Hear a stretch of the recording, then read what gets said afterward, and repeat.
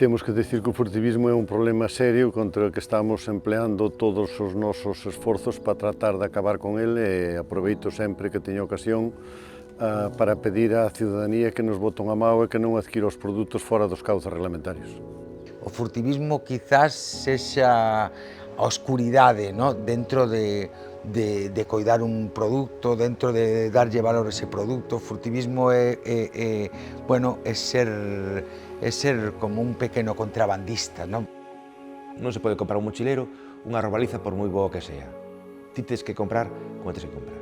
Hai que intentar colaborar con o sector da pesca e marisqueo, porque senón é co sector da hostelería, que os que traballan limpo, traballan ben, que son moitos, non poden estar mermados os seus ingresos por culpa dos mochileros e dos ilegais que lle compran a esta xente. Eso hai que erradicar o furtivismo. Un furtivismo erradicado multiplicaríamos 20% mellor os ingresos das cofradías. O peligro que corre unha persona que adquire, por exemplo, unhas vieiras a unha persona que lles vai levar pola porta, non sabe o peligro que está metendo, o risco en que está poñendo a súa familia comendo os seus produtos que non pasaron por ningún tipo de control.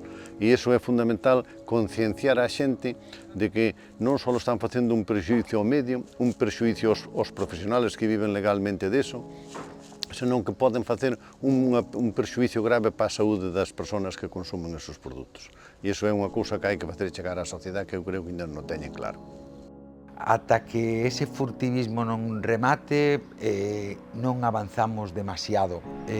Creo que é fundamental chamarlle polo seu nome os piratas, identificalos e de alguna forma non formar parte do xogo, senón é terrible, porque vai en perxuízo do de sempre, que é da natureza, ¿no? E desto que estamos falando.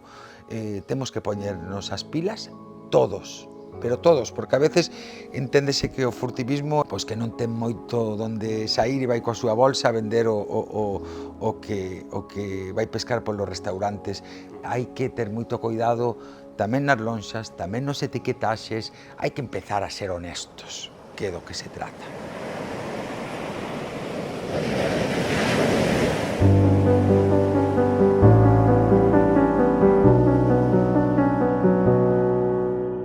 Hoxe nos vamos a dedicar a ver que haya posibilidade que deixen algún aparello de enmalle calado fora do horario permitido e vamos a costear aí a ONS na procura de aparellos. Hoxe é un día que se está ben, que se pode traballar ben por as condicións de mar e vento. Prácticamente non hai, xa vemos que calma chicha prácticamente. Un día normal xeralmente facemos un pouco de todo, non?